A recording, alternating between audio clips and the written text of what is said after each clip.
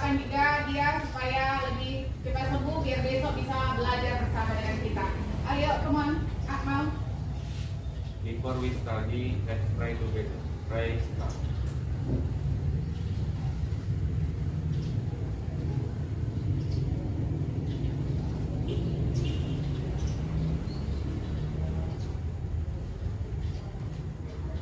Praising.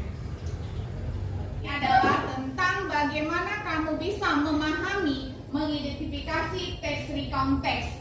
Nah, apa saja itu recount text? Bagian-bagian daripada recount text harus kamu pahami.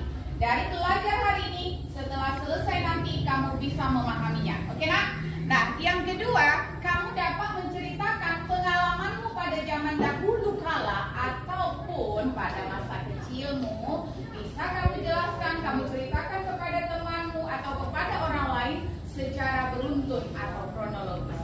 Oke, itulah dia tujuan daripada pembelajaran kita hari ini. The most important point in recount text is about definition. Definition, what is the meaning of definition? Definisi atau pengertian. Yang next adalah purpose. What is the meaning of purpose? Tujuan. Tujuan, right. Next, yang the third adalah generic structure. And the last adalah language feature. Nah, di dalam materi kita recount text, inilah yang poin yang terutama yang harus kita pahami. Nah, ada definition, purpose, generic structure, and language feature.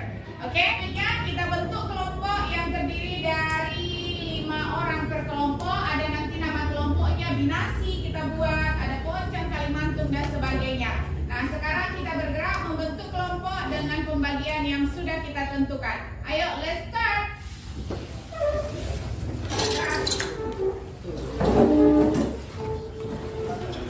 Sebelum kita memulai, kita coba dulu ice breaking.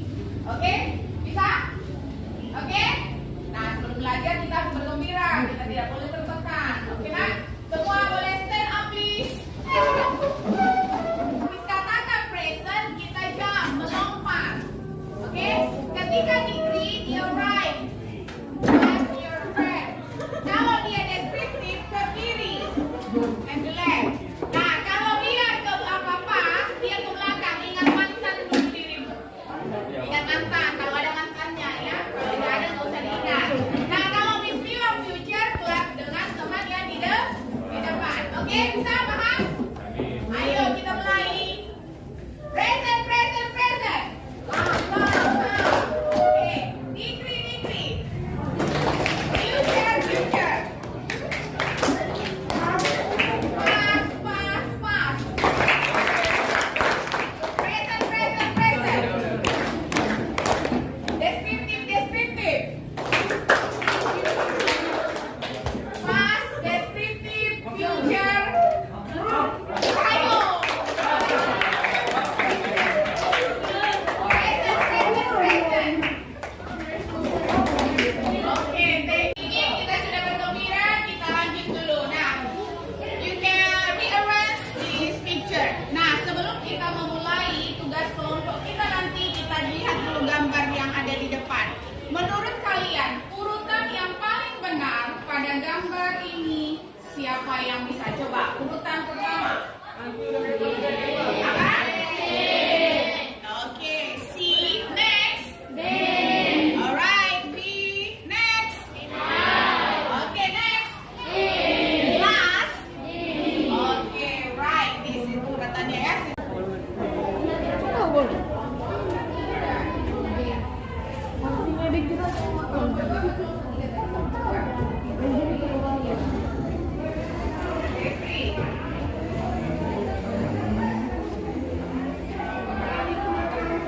Oke.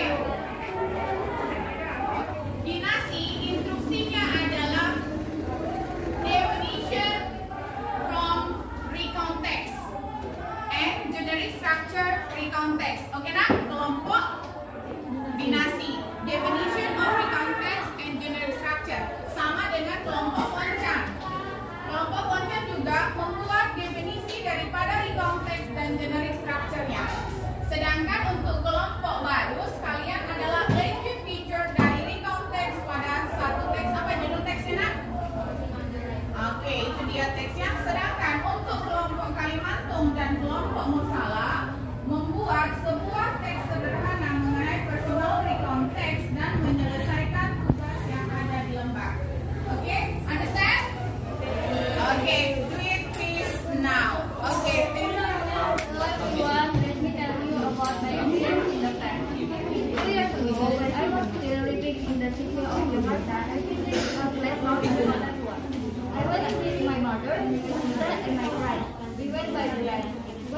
brother, we immediately entered inside the place where all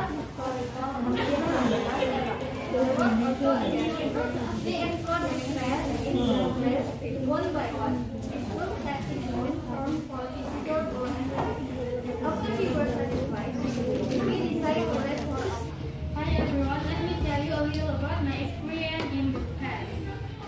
Back to Aceh. 3 years ago, in 2019 to be exact, my family and I returned to Aceh.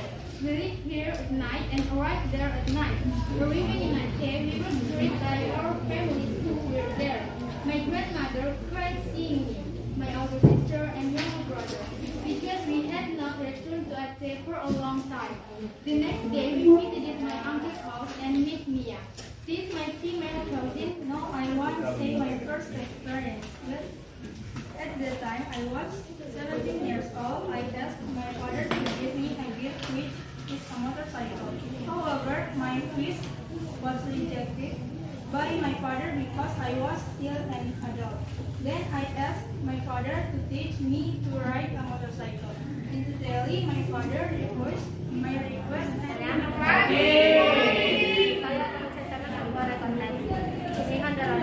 Yesterday, my father didn't work and he sent me to spend time playing fishing in the river. In the morning, my father took me to the market to buy a fishing equipment.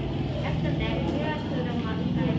Driving to the village, I saw many people fishing. I cannot wait to start, but I cannot stop the boat. So my father asked me to that's what he was like. Then the father first spoke to the dog.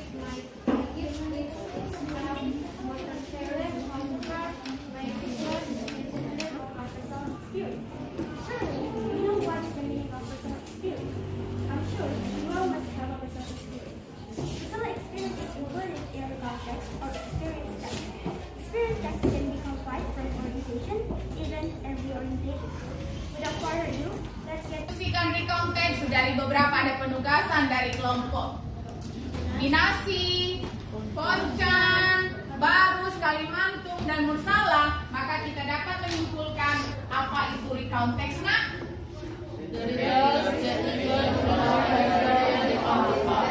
Right, that retell the event or experience in the past, menceritakan kembali mengenai kejadian, peristiwa, atau pengalaman pada masa lampau. Nah, the purpose of recount text apa dia, nak? Oke, entertain the reader, menghibur. Nah, di dalam recount text tidak ada namanya konflik. Jadi di sini tidak ada permasalahan yang membuat kita tegang mendengar ceritanya atau bagaimana, tetapi memberikan hiburan, entertain the reader, menghibur kita sebagai pembaca. Oke. Nah, generic structure-nya terdiri dari berapa generic structure dalam recount text? Ada tiga. Pertama, the first orientation.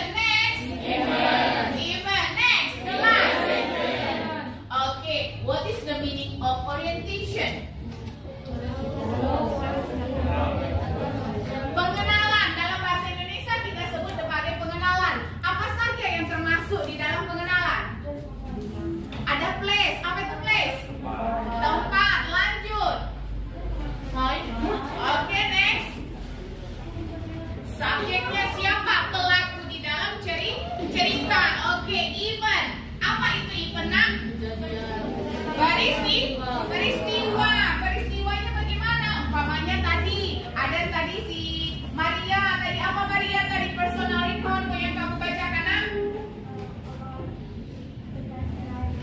Oke, stand up biar dengar yang lain.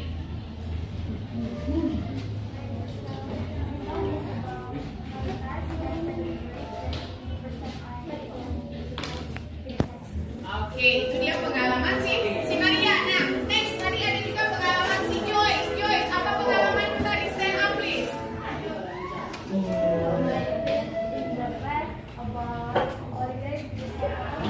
Oke, kota tua in holiday. Oke, itu adalah beberapa pengalaman dari teman kita yang sudah kita dengar. Oke, next language teacher. Ada language teacher di sini yang kita pelajari. Seperti ini berhubungan dengan mata pelajaran kita materinya yang sebelumnya yaitu mengenai simple past tense. Apa saja kata-kata yang termasuk kepada simple past tense? Itu semua bentuk kata kerja kedua. Nah, itu dia. Ada lagi yang namanya conjunction. Conjunction itu apa, nak?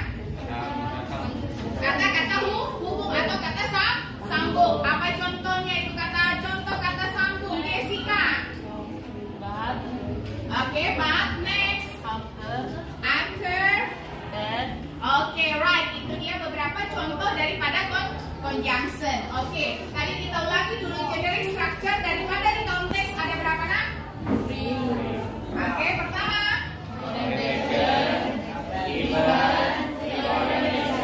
Oke, itu dia. Semuanya tadi sudah kita lihat ada di beberapa teks yang sekarang sudah presentasi. Nah, kita ice breaking kembali. Kamu lihat gambar-gambar yang ada di depan.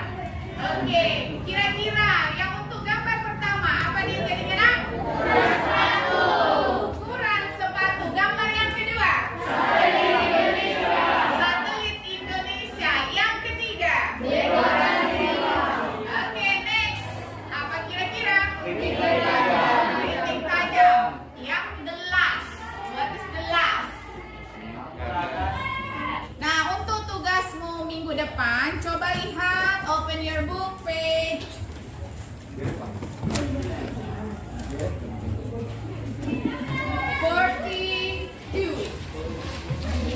Oke, 42, 42. Nah, di sini bisa kamu baca di rumah, kamu pahami, inilah materi kita untuk selanjutnya. Jadi, harap kalian sudah mengingat apa itu recount text dan tetap belajar, jaga kesehatan selalu, apalagi di masa pandemi sekarang ini. Oke, see you next week.